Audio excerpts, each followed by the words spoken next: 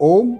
मैं योगाचार्य डॉक्टर नरेंद्र कुमार सनाड्य, अंतर्राष्ट्रीय योग प्रशिक्षक और अश्रेणी पंजीकृत आयुर्वेदिक चिकित्सक, एक बार पुनः योग संबंधित चर्चा करने के लिए, शंका समाधान के लिए आपके समक्ष उपस्थित हूँ। साधकों की तरफ से एक क्वेरी आई है, एक शंका आई है कि योगाभ्यास के दौरान अगर शरीर में कोई दर्द हो तो उसको कितना महत्व देना चाहिए, इग्नोर करना चाहिए या तुरंत कोई उसका समाधान करना चाहिए। इस विषय पर जो हमारा अनुभव और शास्त्रोक्त है वो मैं आपके सामने रखता हूँ।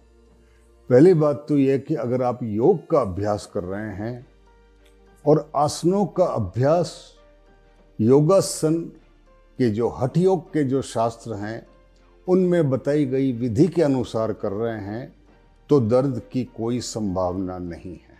कई बार विधि के साथ करते हुए भी आपको कोई दर्द उठता है, उसका कारण कुछ और हो सकता है, जैसे किसी को पथरी की शिकायत है और अभ्यास के दौरान अगर उसको वो दर्द उठ गया तो वो योग की वजह से नहीं है या आसन के अभ्यास की वजह से नहीं है। इसी प्रकार अगर कोई चोट है नई पुरानी, उसका दर्द भी योग की वजह से नहीं है।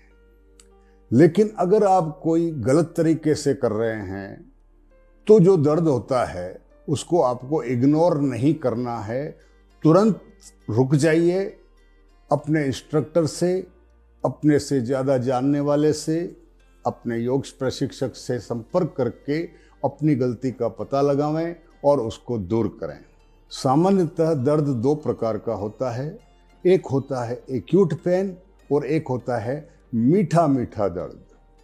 तो जो मीठा मीठा दर्द है उसको इग्नोर किया जा सकता है, क्योंकि कई बार ऐसा होता है कि आपने कोई शारीरिक एक्टिविटी नहीं की और अचानक आप आसन का अभ्यास करते हैं तो उसमें मूवमेंट में मसल्स जो है वो आपको हल्का दर्द प्रदान करती है, वो निरंतर अभ्यास से अपने आप दूर हो जाता है। लेकिन अगर कोई एक्यूट पेन होता है, एक्यूट पेन का मतलब इनटॉलरेबल पेन, जो आपको मजबूर कर दे, आपके चेहरे पे तनाव आ जावे, आप उसको जो काम कर रहे हो उसको छोड़ दें, बैठना पड़ जाए, लेटना पड़ जाए, उस दर्द को बिल्कुल इग्नोर नहीं करना है, तुरंत रोक कर। और यदि हम आसनों के नियमों का पालन करते हैं, हर दो आसन के बीच में शवासन करते हैं, डीप ब्रीदिंग करते हैं, ब्रीदिंग के साथ आसनों का अभ्यास करते हैं, तो दर्द की संभावना लगभग शून्य है। इसलिए पहले किसी भी आसन को करने से पहले उसकी विधि, और शुरुआत में आप ज़्यादा संख्या में नहीं करें।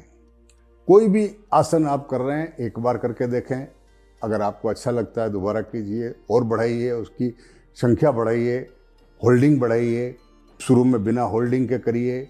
लेकिन अभ्यास का क्रम ये होना चाहिए कि आप धीरे धीरे अभ्यस्त होते हुए अपनी क्षमता को बढ़ाएं। तो धीरे धीरे अपनी क्षमता को बढ़ाएं और आसनों को अच्छी तरह समझ के पहले थ्योरी को समझें, फिर प्रैक्टिकल के क्षेत्र में उतरें। और कहीं भी अगर आपको चोट लगती है या दर्द का एहसास होता है तो रुक जाएं, पता करें इस दर्द का कारण क्या है, अगर गलत विधि इसका कारण है तो उसे दूर करें। शुरू में आप सरल आसनों का अभ्यास करें, धीरे धीरे कठिन आसनों की तरफ बढ़ें, सांस का ध्यान रखें और बीच में रिलैक्सेशन का ध्यान रखें।